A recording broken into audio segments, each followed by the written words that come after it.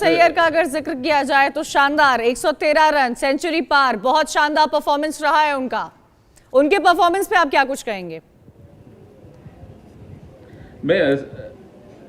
बिल्कुल, मैंने पहले भी उनका जिक्र किया कि श्रेयस अय्यर का बहुत ही शानदार प्रदर्शन रहा है और बेहतरीन उन्होंने बल्लेबाजी की और साथ साथ ईशान किशन दोनों ने अपना दावा बिल्कुल ठोका है कि वो सीनियर टीम में भी अपनी जगह बना सकते हैं और दोनों कैपेबल हैं। लेटली वो खेले हैं इंडियन टीम के लिए, सीनियर टीम के लिए भी, और बहुत एक्सपीरियंस है दोनों के पास सीनियर टीम में खेलने का। और आज यहाँ पर जब इंडिया की एक तरह से मैं कहूँ अगर ए टीम खेल रही थी तो बेहतरीन प्रदर्शन करके उन्होंने अपने तो बहुत शानदार प्रदर्शन रहा है, क्योंकि पहला जब मैच हुआ था तो बारिश ने खलल जरूर डाली थी। राजीव, इंडिया का बहुत शानदार मैच रहा है। स्पोर्ट्स एडिटर हैं आप और ओवर टू यू। तमाम एक बार आपको भी बधाई हो, क्योंकि कई बार मैंने आपको देखा है जब भी टीम इंडिया मैच जीतती है तो वो खुशी आपके चेहरे पर सबसे ज्यादा नजर आती है। देखिए, खुशी होना लाजमी सी बात है, और जब हिंदुस्तान की टीम खेल रही हो, वो चाहे सीनियर टीम खेल रही हो या हमारी बी टीम खेल रही हो, वो अच्छा प्रदर्शन करते हैं तो न सिर्फ उस मैच के लिहाज से खुशी महसूस आप कर सकते हैं, बल्कि अगर आप इन फ्यूचर देखें, यानी कि 2023 में जो 50 ओवर का वर्ल्ड कप खेला जाना है, उस लिहाज से भी देखें तो ये सीरीज बहुत इंपॉर्टेंट है, क्योंकि यहाँ से आपको कई ऐसे खिलाड़ी मिल सकते हैं जो लॉन्ग टर्म में न सिर्फ 2023 तक रिप्लेस करने को तैयार होंगे कुछ खिलाड़ियों को, बल्कि कुछ खिलाड़ियों का जो प्रोस्पेक्ट है as a batsman, as a cricketer, वो बहुत शानदार नजर आ रहा है। खासतौर से अगर आप आज के मैच की बात करें, जिस तरह से मैच को निकाल कर ले गए श्रेयस अय्यर, ये दूसरा ऐसा मुकाबला है जब उन्होंने बैक टू बैक बड़ी पारी खेली है। फिर उसके बाद अगर हम बात करें जिस तरह से ईशान किशन को क्रिटिसाइज किया गया पहले मैच में, उन्होंने बहुत शानदार बल्लेबाजी की, 93 रनों की पारी खेली उन्होंने, और एक बड़ी साझेदारी। जब देखिए, क्रिकेट एक ऐसा गेम है जहाँ पे इंडिविजुअल आप मैच नहीं जिता सकते, यानी कि पार्टनरशिप्स अगर डेवलप करेंगे, आप बिल्डअप करते हैं, वो चाहे बॉलिंग हो या बैटिंग हो, दोनों ही डिपार्टमेंट में अगर आप कंट्रोल के साथ गेम में है तो फिर आपको जीत मिलती है। और ये एक बड़ी वजह रही है कि कंट्रोल के साथ गेंदबाजी पहले हुई और आखिर के 10 ओवर में सिर्फ 57 रन दिए हमने, जो एक बड़ा फर्क डाल गया इस पूरे मैच में। राजकुमार सर, कैसे देखते हैं? आमतौर पर डेथ ओवर में हमारी गेंदबाजी हमेशा से सस्पेक्ट रहती है, बट ये मुकाबला ऐसा था जहाँ पे आखिर के 10 ओवर में हमने मैच को पकड़ा, क्योंकि डेविड मिलर क्रीज पे थे और भी तमाम जो हिटर्स हैं, वाइन पार्नेल क्रीज पे थे, लेकिन इन सबको रोकने का काम किया हमारे तेज गेंदबाजों ने, खासतौर से सिराज ने जिस तरह की गेंदबाजी की। बिल्कुल, बहुत खुशी हुई राजीव, आपने सही कहा, ये एक बहुत बड़ा अचीवमेंट है। मतलब हम लगातार चर्चा कर रहे हैं अपने प्रोग्राम्स में कि डेथ ओवर्स हमारी एक प्रॉब्लम बनती जा रही है, लेकिन आज मोहम्मद सिराज ने जिस तरह की गेंदबाजी की तो वही एक इंटेंट चाहिए, उस तरह के वेरिएशन चाहिए, उस तरह की यॉर्कर्स चाहिए जो आज सिराज ने डाली। वो उसी चीज़ की शायद कमी थोड़ी सी नज़र आ रही थी पिछले कुछ मैचेस में, लेकिन आज बेहतरीन गेंदबाजी की मोहम्मद सिराज ने, और जहां पर हमने कंट्रोल किया है मैच को, आपने बिल्कुल ठीक कहा कि लास्ट के इन्हीं ओवर्स में हमने कंट्रोल किया, वरना तो जिस तरह की बल्लेबाजी आप जानते ही हैं कि South African late middle order जैसे करता है, मिलर या उनके साथी जिस तरह की बल्लेबाजी करते हैं तो वो मैच दूर ले जाते हैं अपने अपोजिशन से। लेकिन बेहतरीन गेंदबाजी आज भारतीय गेंदबाजों ने की डेथ ओवर्स में, और स्पेशली क्रेडिट देना चाहूंगा मोहम्मद सिराज को। बिल्कुल, और जब गेंदबाज अच्छा कर रहे हो और बल्लेबाज बैकअप करें तो फिर आपको बड़ी जीत मिलती है, और इसी वजह से अगर आप देखें, भारत ने पहला मैच हारने के बाद न सिर्फ सीरीज में बराबरी हासिल की, बल्कि दक्षिण अफ्रीका के उस सपने को थोड़ा सा दूर उनसे कर दिया है। यानी कि ये सीरीज वो जीतेंगे तो वर्ल्ड कप 2023 के लिए क्वालिफाई कर जाएंगे, और अगर ये सीरीज हार जाते हैं तो फिर दक्षिण अफ्रीका को बहुत मेहनत करनी पड़ेगी क्वालिफाई करने के लिए। तो इस लिहाज से भी ये जीत भारत के लिए तो बहुत बड़ी है, क्योंकि भारत ऑलरेडी क्वालिफाई कर चुका है, हम मेजबान देश हैं तो हमें ऑटोमेटिक क्वालिफिकेशन मिल जाता है। लेकिन रितेंद्र, अच्छी बात यह है कि ईशान किशन अपनी जिम्मेदारी को निभाते नजर आए, Shreyas Iyer back to back अच्छा प्रदर्शन करके मैच जिता रहे हैं, और बार बार कहीं ना कहीं एक संकेत सा दे रहे हैं कि वो मैच न सिर्फ निकाल के ले जा सकते हैं, बल्कि जिस कंट्रोल के साथ वो बल्लेबाजी कर रहे हैं, बार बार ये भी संकेत दे रहे हैं कि सिलेक्टर्स ने शायद स्टैंड बाय में रख के इनको गलत किया, और ईशान किशन को जिस तरह से ड्रॉप किया गया, जो स्कीम ऑफ थिंग्स में थे T20 में, अचानक उनको ड्रॉप किया गया। कैसे आप देख रहे हैं जो हमारे यंगस्टर्स लगातार सिलेक्टर्स पे प्रेशर बना रहे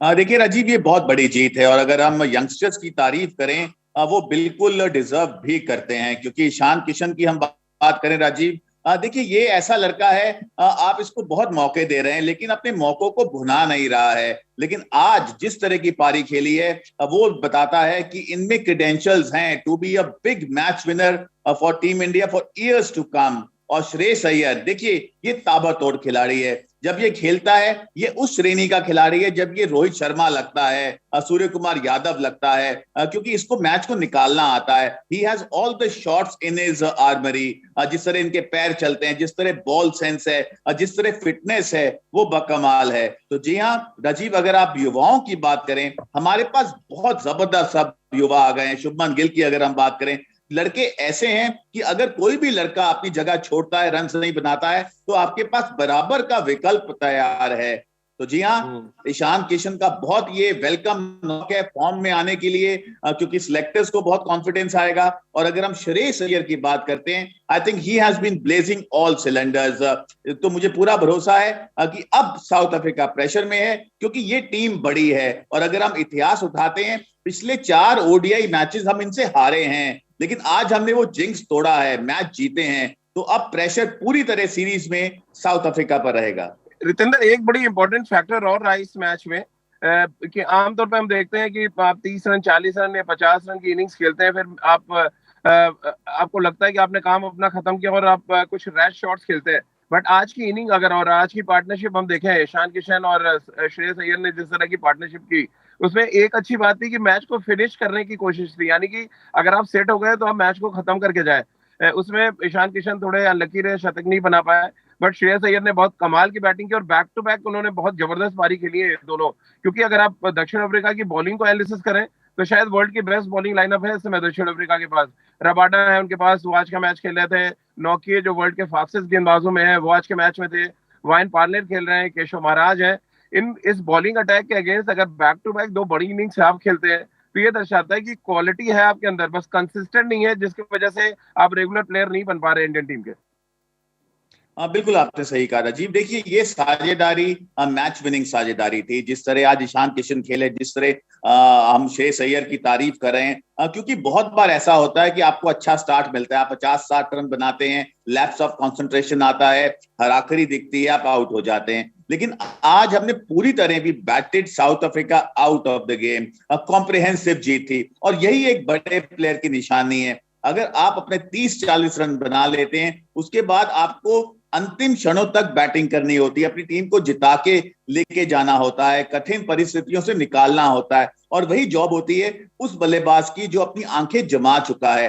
तो आज ईशान किशन और श्रेयस अय्यर अपनी आंखें जमा चुके थे, वो जानते थे कि हमें मैच निकालना है, और क्या बखूब निकाला है। क्योंकि अगर आप ऐसी मैच विनिंग बल्लेबाजी करते हैं तो आप भरोसा जीतते हैं कप्तान का, आप भरोसा जीतते हैं सिलेक्टर्स का, और इसकी जरूरत भी थी ईशान किशन को और श्रेयस अय्यर को, क्योंकि इनमें प्रतिभा बहुत है, but they have to play some substantial knocks. और आज के ये 2 नॉक्स जो आए हैं, मैच विनिंग नॉक्स आए हैं, इन्होंने डेफिनेटली सिलेक्टर्स का भरोसा जीता है, और मुझे पूरा भरोसा है ये फॉर्म को अगर वो जारी रखेंगे, they can really cement their place, अगर हम 50 ओवर फॉर्मेट क्रिकेट की बात करते हैं। चलिए राजकुमार सर, एक अच्छा फैक्टर और बल्लेबाजी में, फिर हम गेंदबाजी पे बात करेंगे, और वो रहा संजू सैमसन का नॉट आउट जाना। क्योंकि उन पे बहुत एक तरह से कहा जाए एलिगेशंस लगते हैं कि बहुत गैर जिम्मेदारी भरी बैटिंग करते हैं, पहले मैच में 80 रन बनाते हैं, वो मैच जिता नहीं पाते, नॉट आउट जाते हैं, इसका अफसोस रहता है। लेकिन आज मैच भी जिताया और नॉट आउट गए, और ये एक अच्छा साइन है 2 back to back not out innings खेलना है संजू सैमसन का। वो चाहे पहले मैच में 80 रन बना लो या इस मैच में जिस तरह से वो नॉट आउट गए।